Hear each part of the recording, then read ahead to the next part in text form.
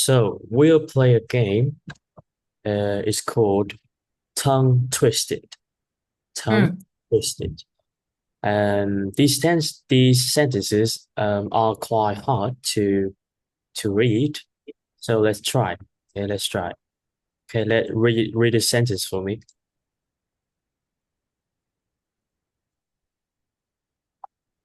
Ờ, chị, cho chị một xí nhá. Okay.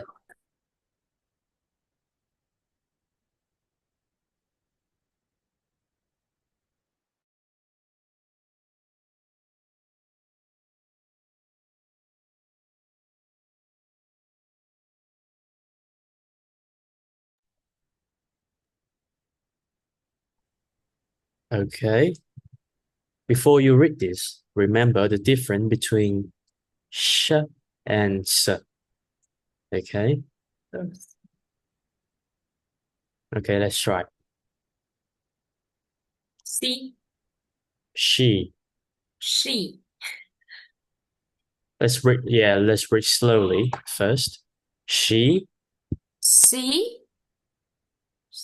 she sells sells seashells seashells by the seashore. by the seashore. Okay, Seashore. remember this. Đây một cái chữ. Nếu như chị thấy nó là SH thì nó phải là sure, còn S không thì nó sẽ là sờ thôi. So sure. Oh, Ừ. she sell no sell Yes. sell seashell by the seashore. Okay. She sells seashells by the seashore. Seashell she seashell by the seashore. Very good. So remember the final sound right here. Okay, Ừ. and the final sound right here. She says she, sorry, you see that? Tongue's twisted. She sells seashells by the seashore. Yes. Seashell by the seashore. Seashore là gì? Seashore là kiểu bờ biển ấy chị. Ừ. Okay. So cái câu này để cho mình thấy được cái sự khác biệt giữa sure và sir. Sure. Okay. Sure. Uh, Ice cream, you scream, we all scream for ice cream. yes, you got it correct. Okay, let's read aloud. Read out. Ice cream, you scream. We all scream for ice cream. Ice cream. Ice cream. Yes. Ice, ice. Yeah. Đó. Ice cream. So ice cream. So the difference is um À, so right here we have to distinguish between ice cream and ice cream. à, You can see a little stop when you read this. You have to stop a little bit between the word I and scream. I scream. And for this word, ice cream, ice cream. Okay. And right here, I scream. So that's how we distinguish between I scream, and ice cream. It's kind of, similar, but it's actually different if we know how to stress. Okay, can you read again for me? à, Can you read this sentence again for me? thế rồi chị không để ý được. Ice cream, you scream, we all scream for ice cream. You have to read faster. Ice cream for the Ice, ice ice, cream. ice cream. Yes, ice cream. We don't pronounce this word ice cream, but ice cream. Yes, Ice cream. very good. So actually, there's a typo right here. The word is, yeah, it's like this. You see it? Ice cream. There's no space between ice and cream, so you say ice cream. Ice, À. not icy cream, Oh, ice cream.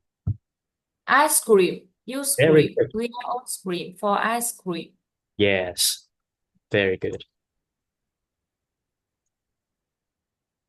Okay, my favorite, my very favorite. À,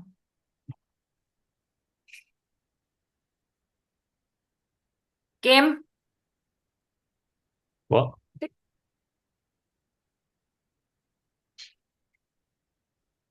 Ice cream. Oh, Ice can cream. you read this for me? Yes. Ừ. How how much wood wood good thấp How much à wood would woodchuck chuck if a woodchuck could chop wood? wood thấp wood thấp. Yes. How much wood would a woodchuck chuck? Okay, let me separate its sentences right here. How much wood would a woodchuck chuck if a woodchuck could chop wood?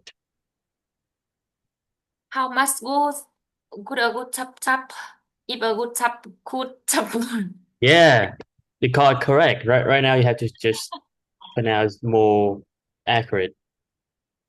Okay. How much wood Much would wood a woodchuck chuck if a woodchuck could chop wood? if a good chop could chop wood. Okay. Try again. Try again. Okay, okay. How much wood could a good chop if a good chop could chop wood? Yes. Dạ, Okay. wood này là cái hàng hóa em. Wood. Wood Phải. là gỗ. Gỗ à đâu, phải là cái từ kia chứ nhỉ? Hàng hóa là good. Good. Cờ cái gỗ hả? Right. Wood. Wood. Wood. How much wood would a woodchuck chuck if a woodchuck could chop wood? Yeah, my Là favorite. wooden à?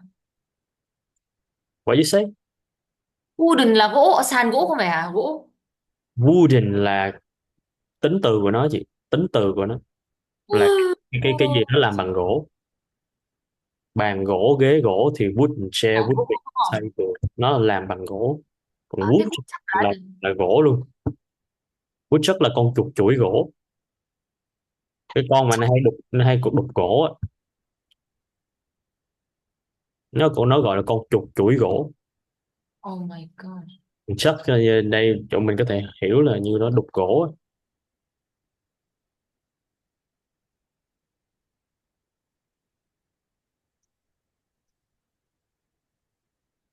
Okay. So right here are three lesson objectives for today. Number one, create a fitness program and talk about it. Fitness program. Second, Fitness. useful structure in communication. Oh, typo again. Number three, city tour. Okay. Do you understand all these three lesson objectives? I don't understand fitness. Fitness. Have you ever have you ever been to a gym before? Hả? Have you ever been to a gym before? Gym. Gym.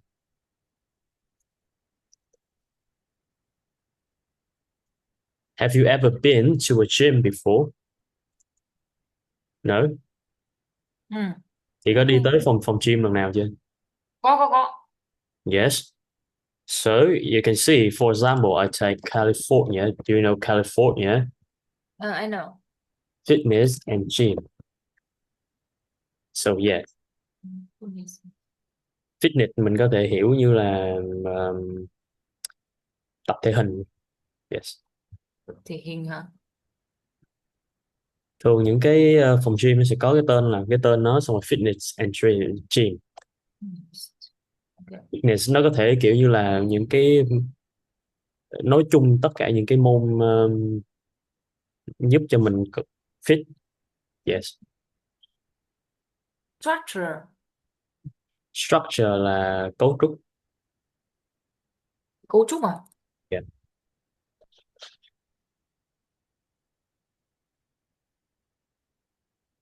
Communication. Communication. No. Communicate. It's a typo. It's a wrong word.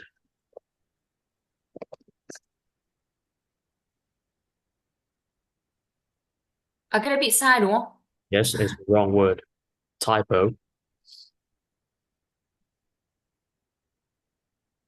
And city tour, okay. Ừ. Okay. Um, do you know her? À, Do you know this person? em đâu? Chị Huyền. Okay. Huyền. So maybe she's having a city tour. Oh. Yeah.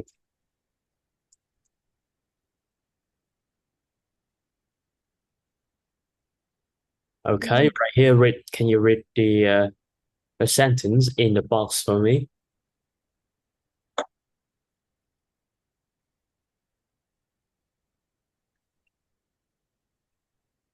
Can you read the sentence in the box for me? Yes, I'm reading. Yeah, Kìa. read. Yeah, read. Show that you are friendly and don't ask too many personal questions. Never borrow money. Không mượn tiền. Okay, can you translate everything for me? Hả? Can you translate everything for me in the box? Đâu? Translate, translate. Google Translation. Gì. Yes. Cái gì vậy? Cho cái gì? Đừng hỏi. So that you are friendly.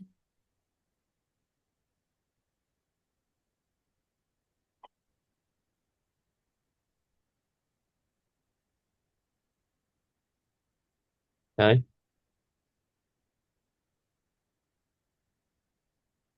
Show that you are friendly and don't ask too many personal questions. Never borrow money. So, if you ask too many personal questions, for example, someone asks you, when would you get married? Okay, when would you get married? Or what is your monthly salary? How much money you make in a month? So these questions consider, inappropriate in some situations. Nhiều trường hợp mình không nên hỏi những cái câu hỏi mà nó quá là riêng tư, ví dụ như là chừng nào cưới chồng, chừng nào cưới vợ, hay là ờ, bạn làm lương một tháng bao nhiêu, hay là bạn làm lương một năm bao nhiêu, thì những câu hỏi đó người ta cho là những câu hỏi cá nhân riêng tư, không nên hỏi Yes. Yes. để bất lịch sự. Yes. Và một cái để trong ngoặc này là never borrow money, thì có thể never borrow money có thể một cái cách mà cũng không lịch sự lắm, nếu như cái người đó là cái người mình không có quen biết hoặc không có thân thiết. Correct. So Yes. tell me what are some personal questions that you don't want to be asked. Okay. Okay, ở đây chị hãy cho em một vài cái câu hỏi mà chị cho rằng là chị không muốn được hỏi, và chị cho nó là câu hỏi riêng tư. For example, when will you get married? When will you have a boyfriend? Okay, Ừ. will you have Ừ. children? So those are personal questions, and most of the time people don't like it. Correct? You don't like it.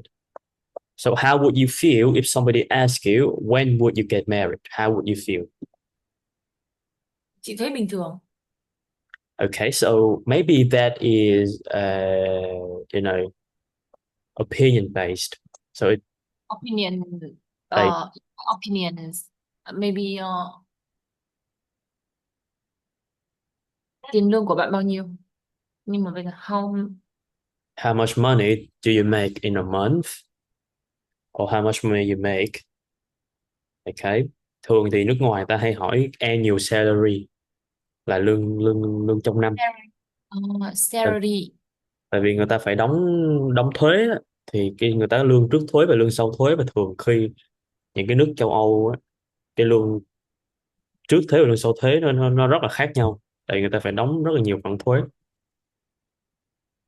Tại vì về mặt cơ bản, ví dụ mình lấy những cái nước mà có y tế các thứ mà free chẳng hạn như là Thụy Sĩ chẳng hạn, thì hầu như là người ta phải đóng phải 50% cái annual salary của người ta, bù lại người ta được y tế miễn phí rồi giáo dục miễn phí. Yes, Ừ. những cái phúc lợi xã hội nó miễn phí, thì nó cũng bù qua sớt lại thôi, nên là hỏi về salary thì người ta rất là không thích, đặc biệt là không hề bình thường xíu nào. Nhưng mà thường những câu này á là người lớn người ta hay hỏi hơn là người trẻ trẻ người ta hỏi nhau. Thường người lớn người sẽ hỏi người trẻ là con làm tháng được bao nhiêu. Trẻ cũng hỏi em ạ. Mà ví dụ như là khi mà mình về quê xong rồi kiểu các bạn kiểu ở quê các thứ hỏi ấy, chị cảm thấy lúc đầu thì cảm thấy rất là vô duyên, mà khi mà mình đã cố gọi là tránh cái câu hỏi đấy rồi vẫn cứ hỏi lại bao nhiêu tiền. Ai Thường thường có thể mình hỏi là cũng được hay cũng đủ sống hay kiểu kiểu gì đó, mình không có muốn nói thẳng người ta số. thích bảo là đủ sống là bao nhiêu cơ. Yes sir, maybe Yeah. that considered impolite. Impolite. Đấy, Ừ. impolite.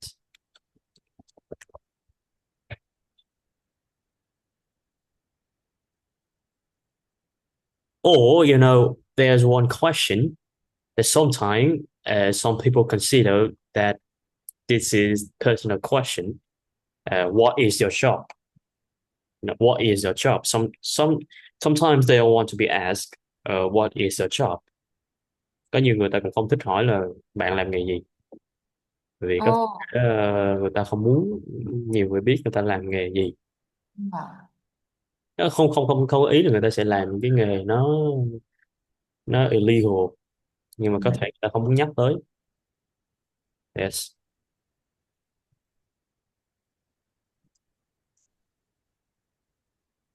City tour. So what is city tour in Vietnamese? Ờ, tham quan thành phố á. Very good. Tham quan thành phố, city tour. Tour. Tour, yeah, tour.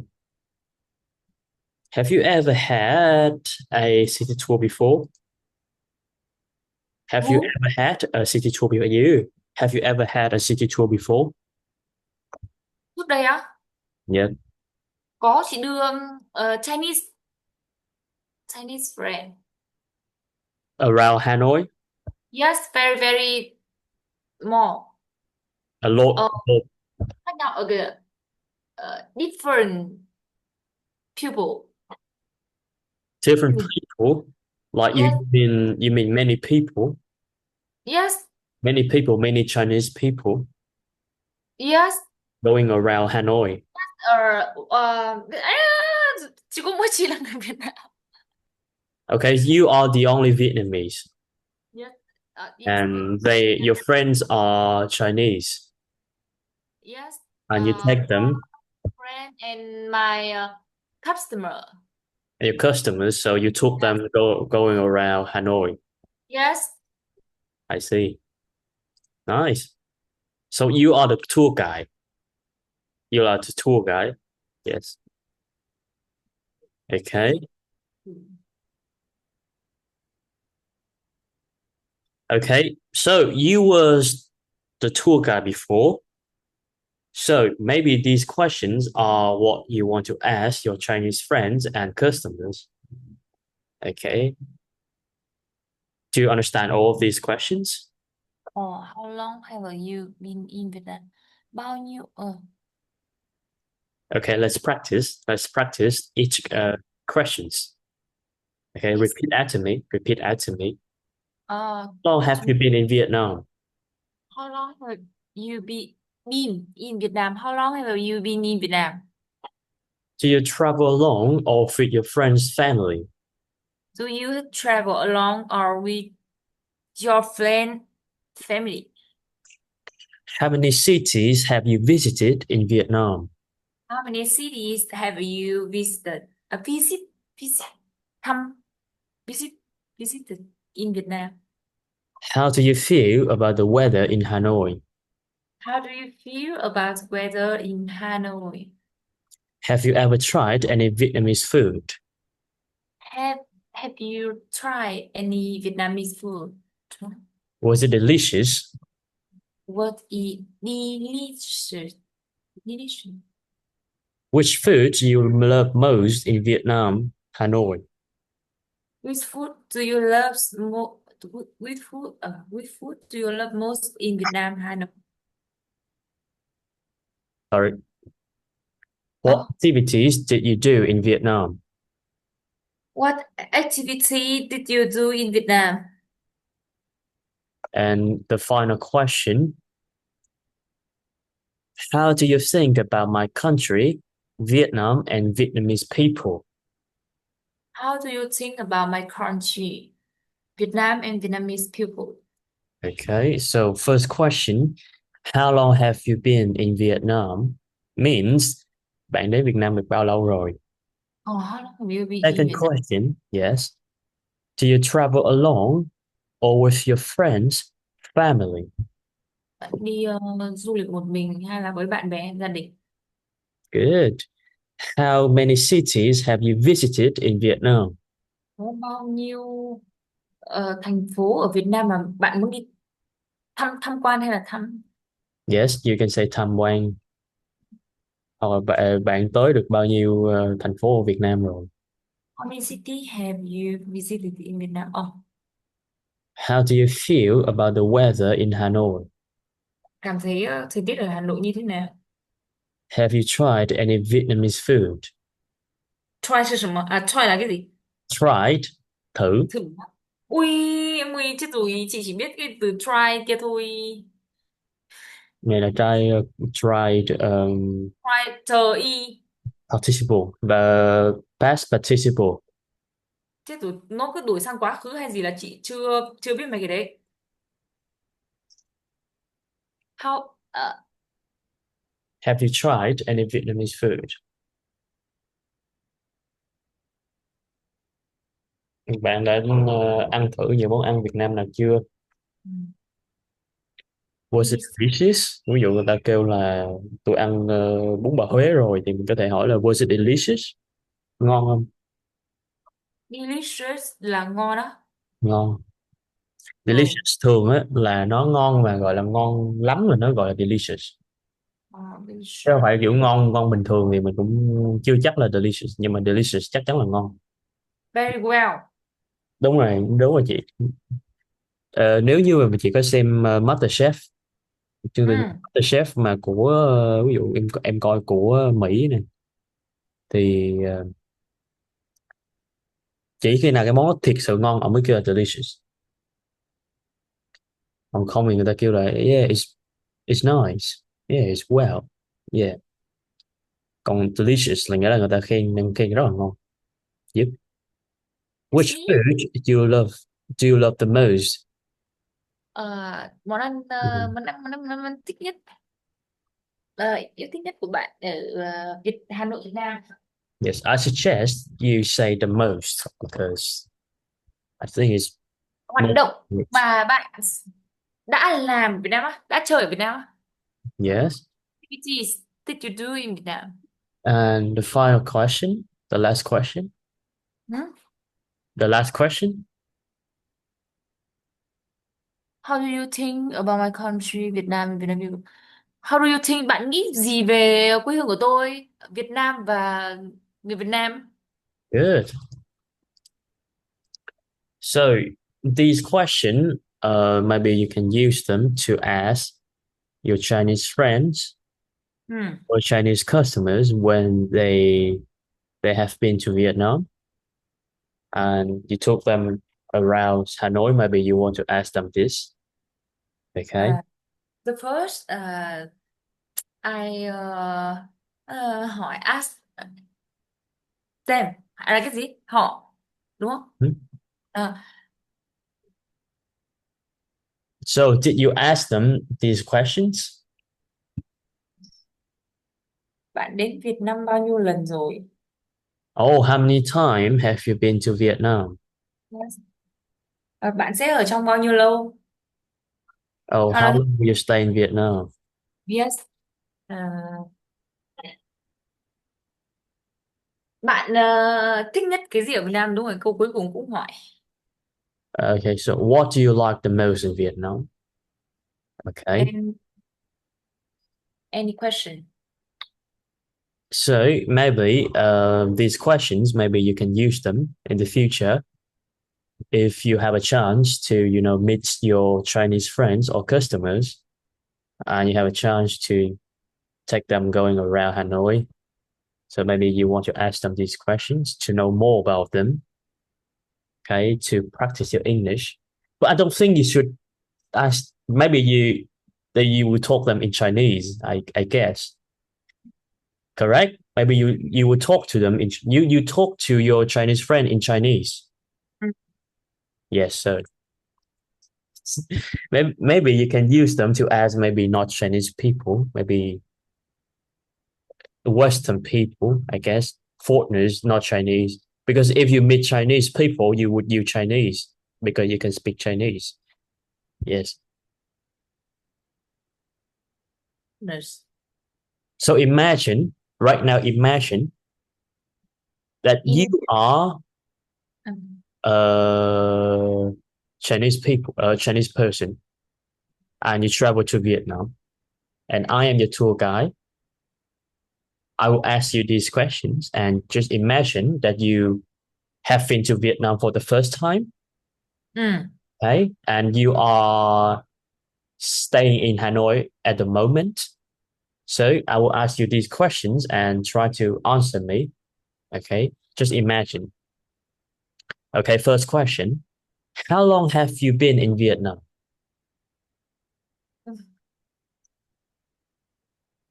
Cái này là gì nhỉ? Quên mất rồi. How long? Nó sẽ ở bao nhiêu ngày? À không phải. How long là bao lâu rồi? Bạn ở Việt À, Nam bao lâu rồi?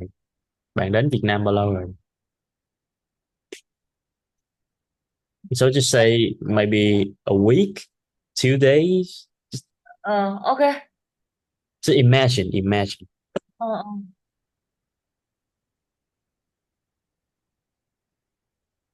Ờ, 8 year. 8 years. Yes. I told you to imagine that you are a Chinese person. Imagine. Do you know the word imagine? Tưởng tượng. Dạ, That Chứ. you are a Chinese person. Ok, ok, ok. You travel to Vietnam Ừ. for the first time. Ừ. And right now I am your tour guide. Ừ. I will ask Ok. you these questions and you have to imagine. Ừ. Okay. So Ok. again, how long have you been in Vietnam? Maybe 1 month. 1 month. Good. Yes. Do you travel alone or with your friends or family? I travel along. How many cities have you visited in Vietnam? I I I have visited in Hanoi, Ninh Bình, Đà Nẵng. Ừ. Very nice. Okay, so have you tried any Vietnamese food? Không có quen giờ mà. Không phải chị thời tiết à? Oh, sorry. How do you feel about the weather in Hanoi? Hmm. I find that so hot. So hot. Yes. Yes. Boiling hot. Boiling hot. Yes. Yeah. Is it rain? Is it raining? Hả? Is it raining in Hanoi? but I very like Hanoi because Okay. yes, Vietnamese people eat very well. Okay. It's very, you can say it's very friendly, Friendly, very yes. close. Yes. Have you tried any Vietnamese food? Uh, I tried bún đậu mắm tôm Okay. Good one. What else? very well. What else? What else? Huh? What else have you tried? What have you What tried what else? else? Chị còn ăn món nào khác nữa không? Um, phở Okay. Good one. and uh,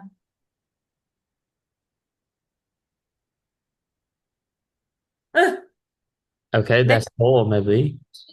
Because you don't have to translate the name, the food name in Vietnamese to English. Just keep it. Maybe, for example, bún chả, you don't have to translate it from bún chả to English. Just say bún chả. Hey, I tried bún chả before, you know. uh, Uh, or anything like bún bò Huế. Never, no one translated to English. You say bún bò Huế. Yes. Was it delicious? what's this? Was bún đậu mắm tôm delicious? Nice. Nice. Okay, so it's delicious. It was delicious, I guess. So, which food do you love the most in Vietnam or in Hanoi? Uh, Vietnam food. I like uh, bún bò Huế. Okay, you love bún bò Huế the most. Yes, bún bò Huế the most. So, a big question right here. Do you eat bún bò Huế with mắm tôm? Bún bò Huế có mắm tôm? Okay, do you eat bún bò Huế No. with mắm tôm? No, okay. I I eat bún bò Huế with mắm tôm. No, I keep hả? kidding, kidding. No, no, no, just kidding. Just kidding. Ừ. What Mắm tôm, activities mắm tôm chấm nước sữa. what Chị đùa em đấy. what activities do you do in Vietnam? À, cái gì nhỉ? Ngồi xe buýt trên cao. Okay. And ride by cái gì? Ride a motorbike. Không phải motorbike mà là xe đạp. The bicycle. Yes, ride a bicycle. Yes. So, how do you think about my country, Vietnam, and Vietnamese people? Uh, in my opinion, Vietnam country is very beautiful and um, cái gì? Rất đẹp và rất đẹp. And Vietnamese people is very friendly and rất là nhiều. Very friendly. Okay. Very friendly. Yeah. So, you can look at the this paragraph right here, the legend of Hoang Kim Lake. So, do you know the story of Hoang Kim Lake? A little. A little. Yes. So, I will read this first. I will read this paragraph first, and you will read it for me after. Okay. So, I will read it first. Okay, okay. I Um, okay. In the past, this lake was called Lutri Lake or Green Lake in English, because the water always stay green throughout the year.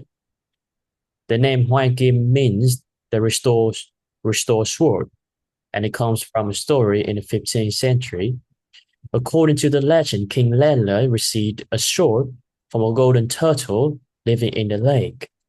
King Lele used his sword to defeat his enemy, the Ming dynasty of China, and returned home in victory. One day, while the king was boating on the lake, the turtle appeared and asked for the sword. This is why the lake is called Huang Kim Lake, which means the restored sword lake. Restore the word lake. The restored sword lake. Sword. Or So, do you know this story? Have you ever heard of this story before? by restaurant. Chị có nghe câu chuyện này bao giờ chưa? Chị có nghe rồi. Yes. So, Nghe bảo um, right now, try to read all of this paragraph for me. Okay. okay. The legend of Hoàng Kiếm Lake. In the past, this lake was called Lục Thủy Lake or Green Lake in English because the water always stayed green throughout The the, year. the year. Yes, the name Hoàng Kiếm means the rest Restore sword. restore shore Yes. Short. shores, and it comes from a story in the 15th Century. Century. century. According to the legend, King Lele cái gì? Received. Received a sword from a golden Turtle. turtle live in the lake. King Lele used the sword to defeat his His enemy. enemies, the Ming dynasty. Dynasty. Dynasty. Chinese, China. China. dynasty China and returned home in victories one day while the king was boating on the lake. The turtle The turtle up appeared. Appeared. and asked for a show. City wise lake is called Hoàn Kiếm Lake, which means the restore short lake. Sword lake. Wow, so difficult for me. Yeah. So, yes, so maybe it's a very iconic story when you talk about Hanoi. Everybody knows this story, and maybe almost every Vietnamese they know Hoang Kim Lake in Hanoi. So maybe we can share this story to our friends that travel to Vietnam, to the foreigners, if they want to know more about the Vietnamese history. Maybe we can share this story. Yes. We can, in my opinion, maybe I can share it in Vietnamese, but it's so difficult to share in English. Yes, it's quite difficult to share. Okay. So right here, we have activity 1, functional language. What places do you see? So we have picture A and picture B. So for picture A, what place do you see?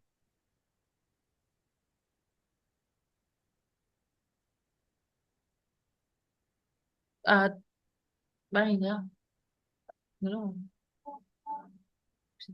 Chị phải nói như nào ta? So like where do you think they are? Where do you think they are?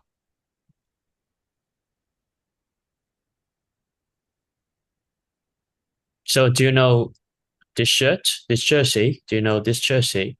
No. So it is a baseball jersey. Nó là một cái áo bóng chày Ừ. của đội LA Dodgers, thì mình có thể đoán này là ở một cái baseball stadium. Baseball stadium, sân vận động bóng chày. Okay. We can tell by, the jersey right here, the baseball jersey.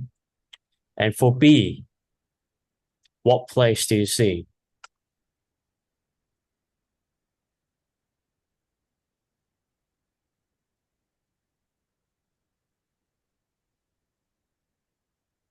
I don't know too.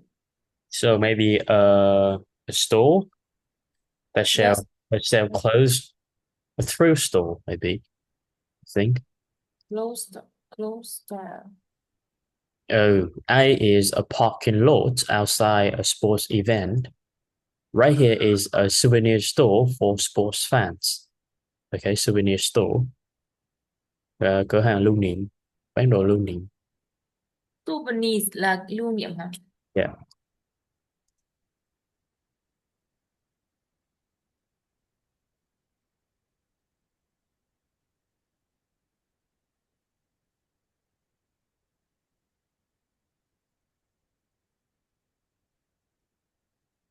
Okay. Okay.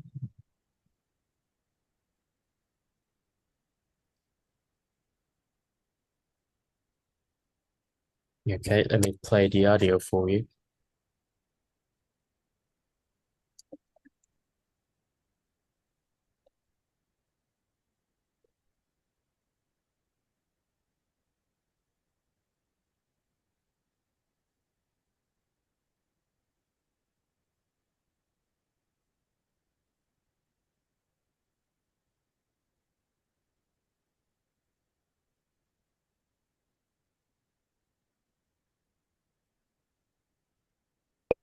Lesson 3.3, page 26. Exercise 1B. 1.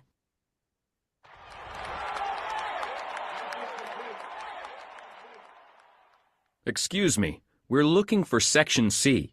Section C is, over there, I think. Thanks. Do you know when the game starts? 7:30. Great. One more thing. Could you tell me where I can get a t-shirt? I'm not sure. I don't work here. Try the store. Okay, thank you. 2. Excuse me, I'm looking for a large t-shirt. All the t-shirts are over there. The large shirts are on the right. I see them, thanks. Do you know the price of this white shirt? There's no price tag. Sure, this one is $55. Oh, okay, thank you. Okay. So read and listen in conversation 1. Why doesn't the police officer know where he can buy a t-shirt? In conversation 2, do you think the man buys the t-shirt? Why or why not? Okay, for Từ từ đọc trường hợp. mhm, Cái mà bài 2, excuse me, I'm looking for a later. Hả? Cái đấy là gì vậy? for what? Cái từ L A, cái Oh, từ L. a large. A large là một cái áo một cái áo thun rộng lớn. Bự. Large là bự, rộng, lớn vậy. Okay.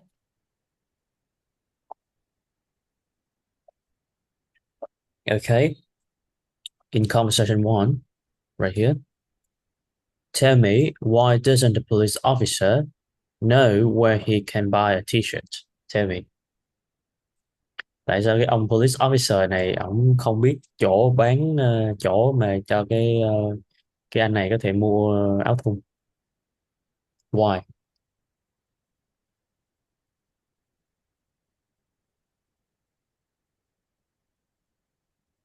Áo thun đâu? T-shirt. T-shirt. Can you see it? I don't work here. Yeah, I No. don't work here. The police officer doesn't work there, so he doesn't know. Okay. Ông police officer này không có làm việc tại đây nên ông không biết. So he suggests try the store. Try the store. Vô cửa hàng coi thử. Okay. Number two. Do you think the man buys the t-shirt? Why or why not? Chị đọc hết cái câu này. Sorry. Okay. Hết cái đoạn hội thoại này. Xem thử là cái ông A này ông có mua cái áo này hay không. Không mua. Why? Maybe cái gì nhỉ? Cheap là rẻ, đắt là expensive.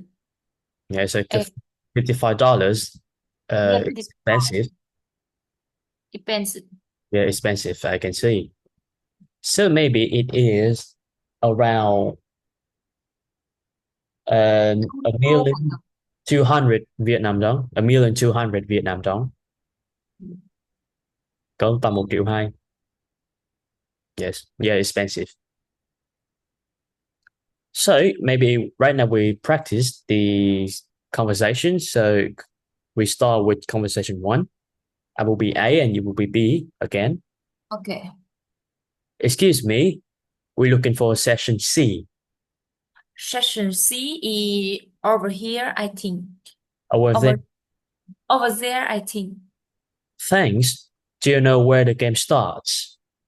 7:30. Great. One more thing. Could you tell me where I can buy a t-shirt? Sorry, where I get a t-shirt? I'm not sure. I don't work here. I try the store. Oh, thank you. Okay, conversation 2. Excuse me, I'm looking for a large t-shirt. On the t-shirt are over there. The Large. the large shirts are on the right. I see them, thanks. Do you know the price of this white shirt? There's no price tag. Sure. This one is $55. Oh, okay, thank you. Maybe I agree with you because $55 is quite expensive, so maybe he doesn't buy it. Let's see. Yes, so you are correct. Maybe not, because it's too expensive, and conversation 1, because he doesn't work there. Yes. You don't know? Okay. Right here, we have 4 scenarios. Number 1, you don't know where is the supermarket in the city. You don't know the way to the new company. You need to buy a new laptop, and you don't know how to use a new phone. Okay. You don't know how to use a new phone. You don't know the new company. Do you understand all the 4 questions? You don't know where is supermarket in the city.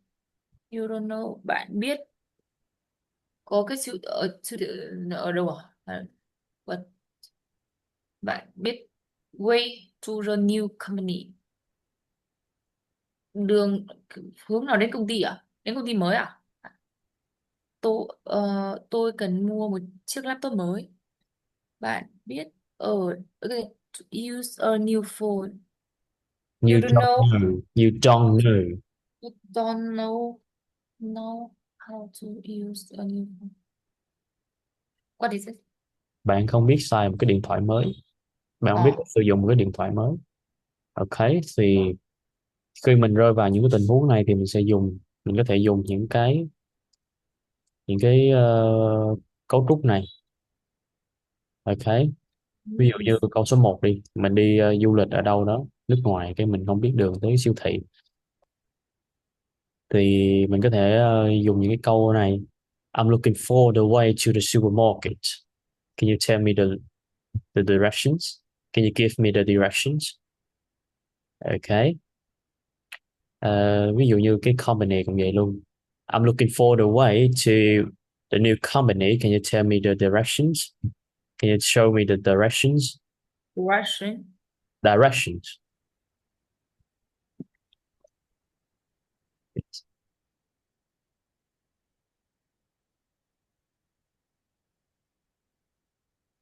Or can you show me the way to the supermarket? Or can you show me? Đó thì đừng đi ạ. Dạ đúng rồi, có thể gọi là đường đi, hướng đi.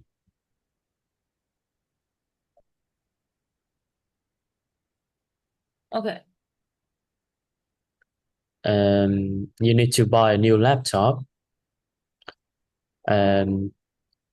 If you get in a store and you want to buy a new laptop, maybe you can tell them, I'm looking for a new laptop for about 15 million Vietnam dong.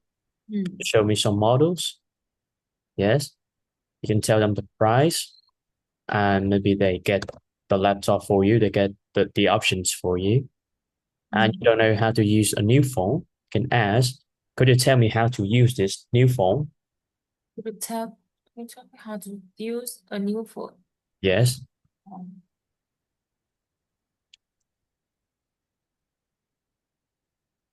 Okay, so if you travel to any countries in the world, I think maybe these questions are very sorry, these phrases are very useful for you.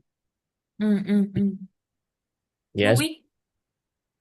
So maybe you should learn these phrases because maybe you will use it in the future. Yeah. Because when I travel to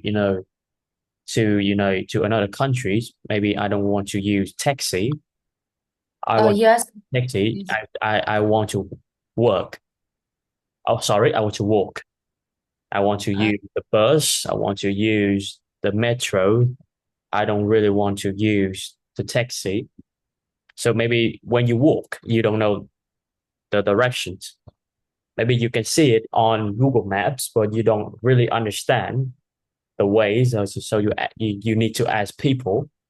So when I travel to Singapore, I ask a lot of people, and it's really hard. It's very hard because I can't understand the Singaporean English.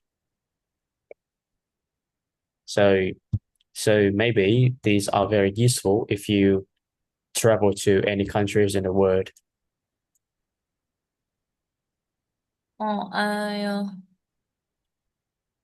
Yes. I want to tell you something. Okay. Next tuần là gì nhỉ? Next week. Next week, yeah, I will go to in the Cambodia. Cambodia. Yes. Yeah, Cambodia. So next week for work. Yes, for work. For work. Next week 2 tuần tới. Tuần tới là next week thế. Tuần tới nữa là gì? So Next week. Oh. the following week. Following week. So for work. Yes, yes. Công tác. Yes, see. I'm support marketing activity. Oh. So for how long? 4 days. 4 days. 4 days, yes. Yes. So I with đồng nghiệp. so which city will you travel to? Phnom Penh à? Okay, so you will get to the capital of Cambodia. I think that's the capital. Yes. Capital. Yeah, Phnom Penh is the capital. Yes. Very nice. Yes, absolutely amazing. I'm very, very worried. Yes. Why? Because bị trích điện. Chị đùa đấy. Chỗ chị đi là nó cũng kiểu không, nó cũng kiểu ở trong cái thành phố mà đúng không? Trong cái thành phố thì chắc là nó sẽ không, mấy cái chỗ đấy chắc là ở chỗ mấy cái kiểu vùng biên giới các thứ mới có gọi là trích điện hay là kiểu ấy các thứ. So maybe you still have to be careful because we don't know. Cẩn thận. Yes, you have to Yes. be careful.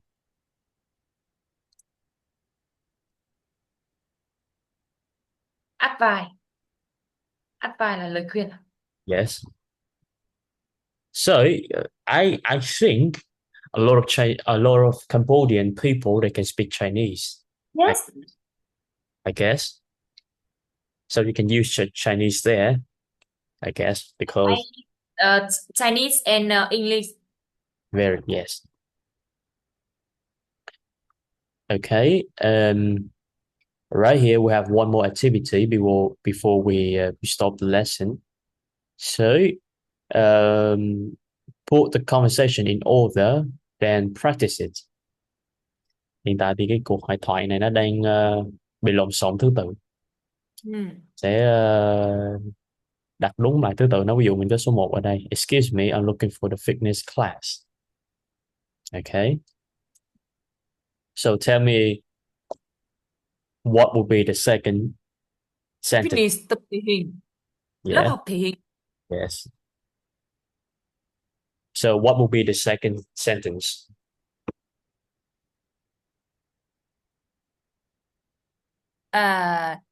Okay. No. Phải không nhỉ? Cái là they are cái gì mà cái câu outside the class it is say what phải không nhỉ? Right here. Sure, it's on the second floor. Take the stairs. Yeah. Yes. I The can't. elevator is out of order. Okay. Okay, what about number 3? Number 3. Okay. Finally. Cái cuối cùng. Phải không? Từ từ để chị xem đã, chị không xem chị cứ thấy chữ là chị ấy.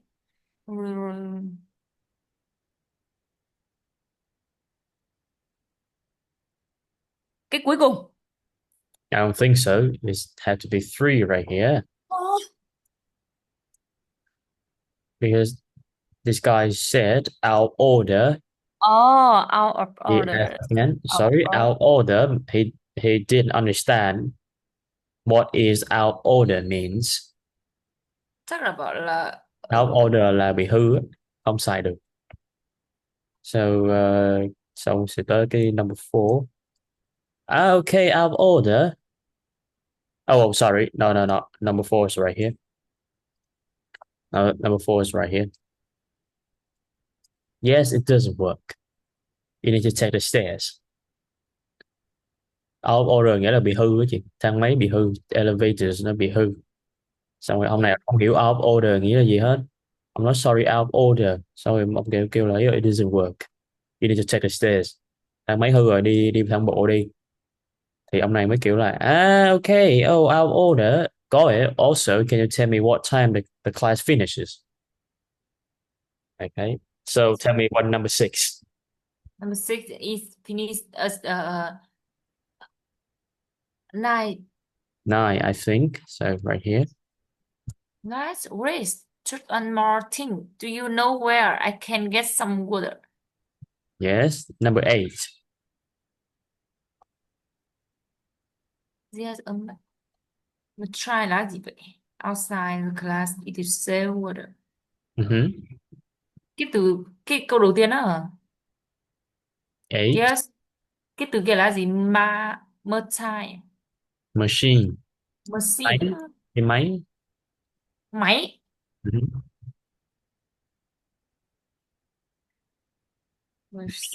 Machine máy bán nước tự động.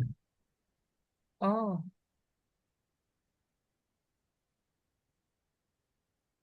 Okay. And finally, thank you. So right now we'll practice this conversation right here. So maybe I will start first. Okay. Excuse me. I'm looking for the fitness class. Sure. It's on the second floor. Take the star Stairs. stair. Yes, stairs. The elevators out of order. Order. Yes, order. Sorry, Oh, out of order. yes. It doesn't work. You need to take a stair. Ah, okay, out of order. Got it. Also, could you tell me what time the class finishes? It finishes at 9, I think. 9. Great. Just one more thing. Do you know where I can get some water? There are machine outside the class. It sells water. Thank you.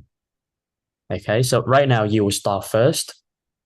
You start first right now. Okay. And Wait a moment. À phải không ạ?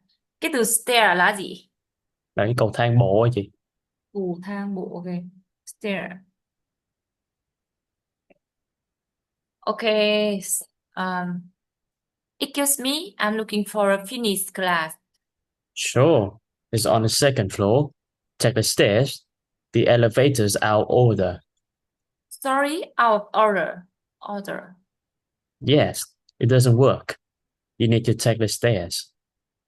Okay. Out of order. Got it. Also, could you tell me at what time the class finishes? It finishes at 9, I think. Nice, great. Just one more thing. Do you know where I can get some water? There's a machine outside the class. It sells water. Thank you. Okay.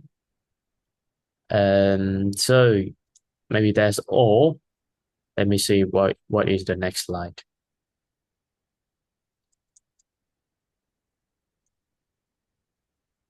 Yes, 3, 4, 5, 6, 7, 8, 9.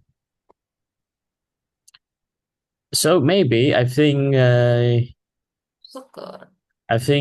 that's all for today because we are running out of time. Maybe I will send you the slide and let me see how many slides we have. 1, 2, 3, 4, 5, 4. Okay, you have a progress test.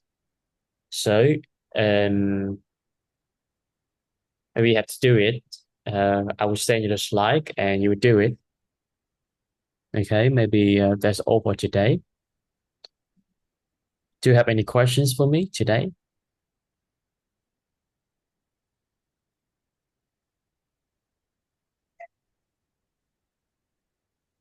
No. Okay, I will maybe let me see what is the homework correct here.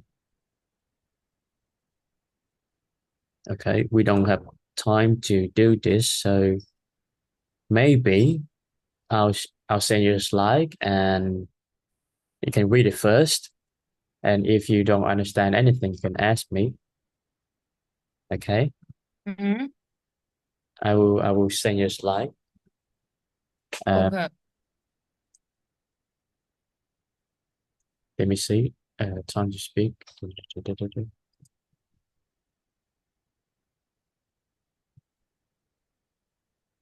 Or maybe we can, uh, I will finish everything to this. Okay, we will try to finish all the slides today. Okay, maybe. Okay, we will see a lot of sport right now. So tell me what is this? Huh? Tell me what it is. What is it? Ride the bicycle. What is it? So maybe cycling, đạp xe đạp Cycling. hoặc là môn đạp xe đạp, cycling.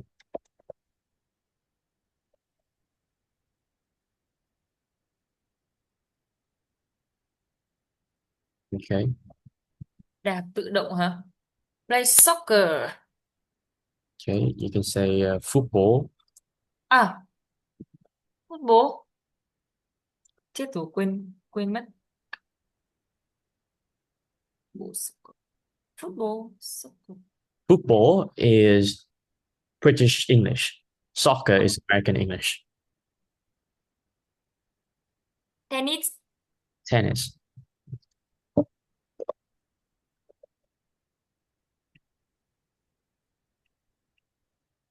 自行车，打足球，踢足球。Cái này là gì? Đánh gì ta? Bóng chày á chị. Bóng chày. I don't know bóng chày. Baseball. Baseball.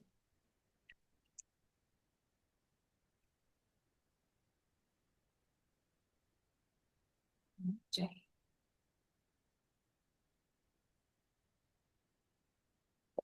No. Thể dục dụng cụ là gymnastic. Hold on, let me close the window because it's raining. I will close the window. Hmm? I will close the window because it's raining.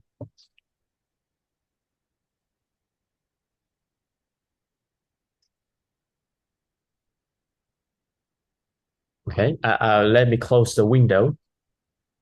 Okay, close the window because it's raining. Ok.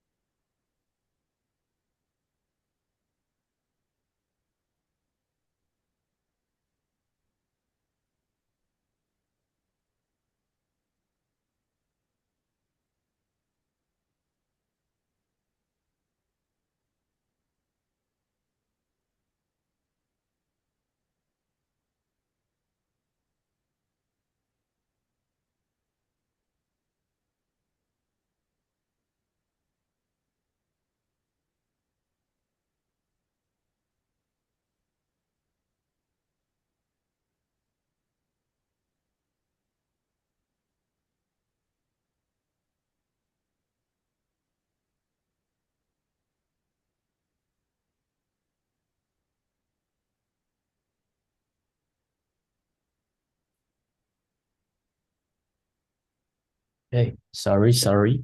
It's raining. No problem. Yes, Rainy. Trời đang mưa hả? yes. I have to close the window. Okay, what about this? What about this? Snowboard. Yes, if chị biết cây ván trượt á, nếu như mà ta đứng trên cái ván trượt thì mình có thể gọi là snowboard. Là người Cái ta này dùng hai cây này nó gọi là skiing. đúng rồi, ski. Ski.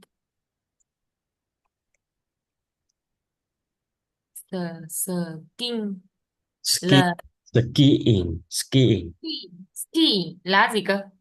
là trượt tuyết gì? Hả? Yes. Ờ, còn snowboard là người ta xài một cái ván, Sao cái mà ván ngồi gì? xong người ta đứng lên luôn, nữa vẫn đứng. Ok. Okay. This I don't know. hockey. Hockey. Đây là baseball. Bóng hả? Hockey là khúc côn cầu. Hockey là khúc côn cầu. Trời ơi, tiếng Việt còn không biết.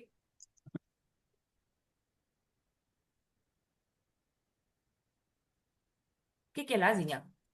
Bóng rổ, đúng rồi, bóng rổ là cái gì nhỉ? Oh, sorry, I have to write Vietnamese. Basketball.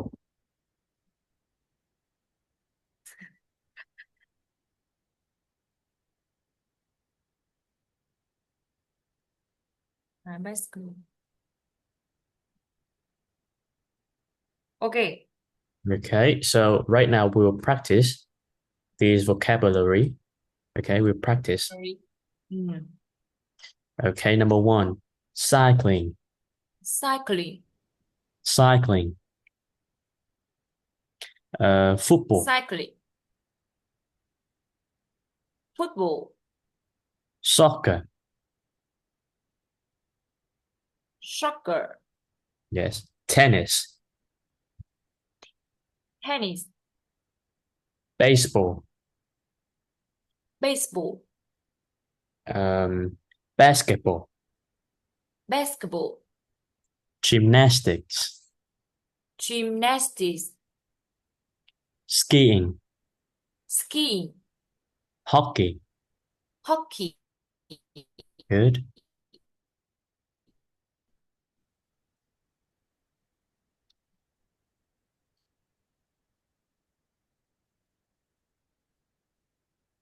Okay. Can you see this picture?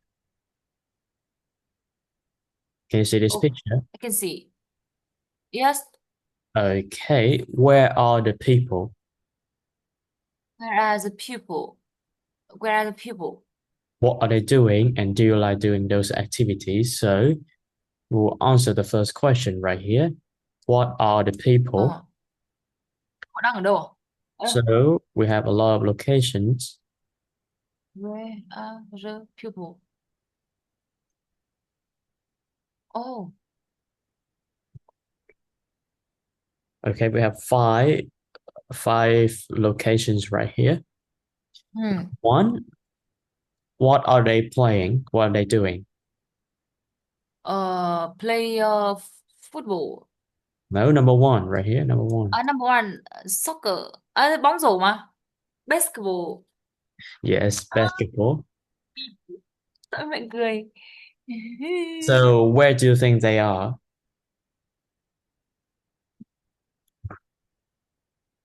Where do you think they are? What? So maybe they are in a basketball court, là sân bóng rổ. Court là sân hả? Court nó trong vài trường hợp mình dùng court, một vài trường hợp mình dùng stadium. Nhưng với môn bóng rổ thì mình dùng là court. Ví dụ bóng đá thì mình dùng là stadium, football stadium, mình không dùng football court. Stadium. Stadium. Stadium. Stadium. Do you know that word? No.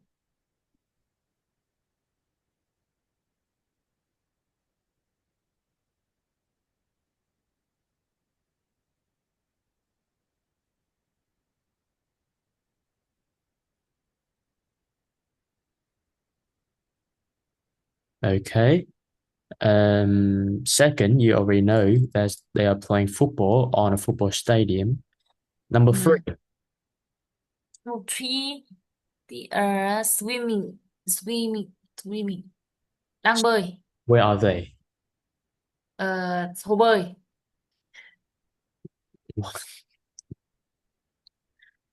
Okay. What is hồ bơi in English? I don't know. So it is swimming pool. Pool.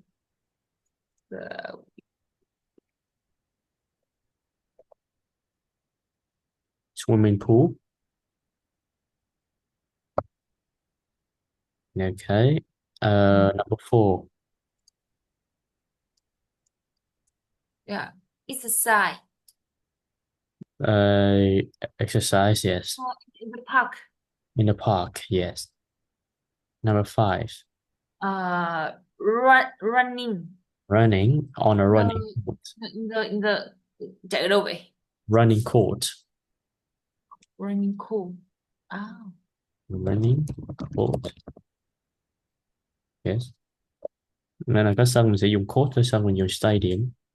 So do you like doing those activities? Do you like activity? Three, four, 3, 4. and 5 activity.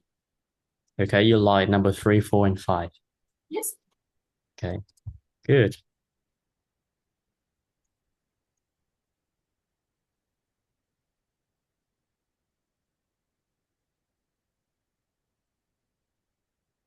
Okay, you can see the green box right here. They suggest you some useful phrases when you want to, join a fitness program, you can use these. Okay, let's read the questions first. Is it easy to join a fitness program in your area? Are they free?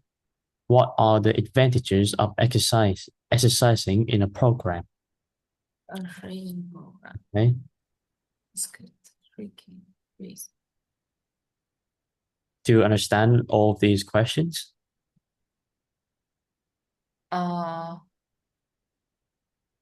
Không hiểu lắm. Okay. Let's go with number one. Is it easy to join a fitness program in your area? Có dễ để mình tham gia một cái khóa thể hình ở khu vực của bạn không? Are they free? Nó có miễn phí không? What are the No. advantages of exercising in the program? Mình có những cái lợi ích gì, những cái khi mà mình tập luyện trong một cái chương trình như vậy? Okay. So I will ask you these three questions. So is it easy to join a fitness program in your area?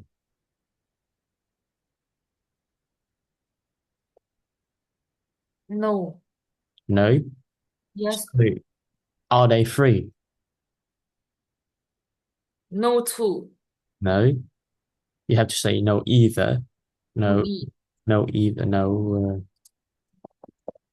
Thì khi nào mình trả lời mà kiểu mà khẳng định á, thì mình mới dùng to. Khi mà mình trả lời phủ định thì mình dùng là either.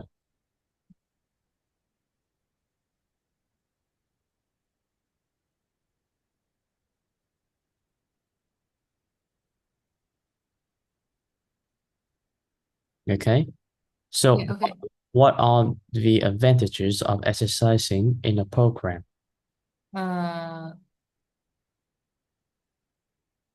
Health. Health.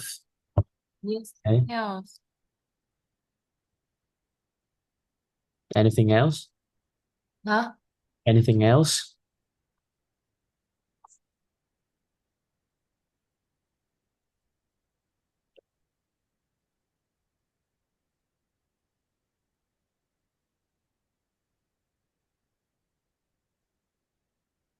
Ngoài cái health ra thì mình còn cái gì nữa không chị? Có nhưng mà chị không nghĩ ra. Maybe you have somebody to train with, to exercise with. You don't have to exercise alone. And you can exercise with many people. You have a coach. Who? A coach.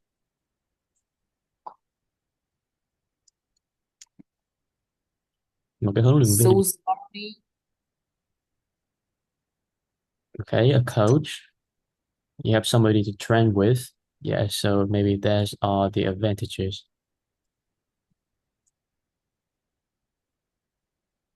Huấn luyện viên. Okay.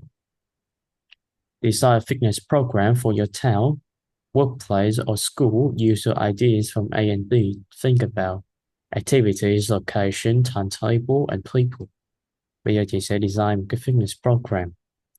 Thì những cái suggest ở đây, những cái suggestion ở đây, như là activities nào, location nào, timetable như thế nào, với lại people là những cái người như thế nào.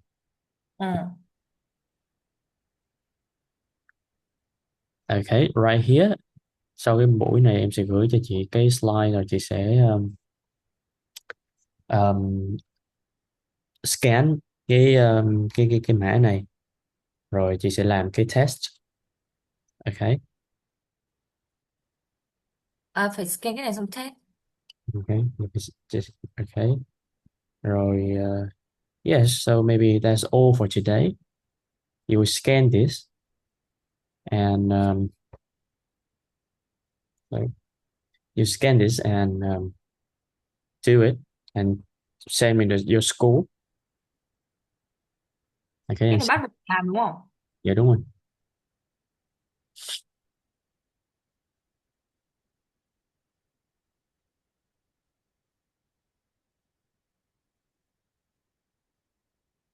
Ai da. Bấm vào xong thoát ra được không? Em không biết, chắc là nó là cái form á chị, nó là cái Google Form á. Chứ chị chưa có cái gì mà đã bấm vào. Ok, easy. Đấy. Chị đùa ấy, không easy đâu. So you can do it. Oh, you had dinner? Me? No. No. Yes. Are you going anywhere later? No. No. Yes. Why no?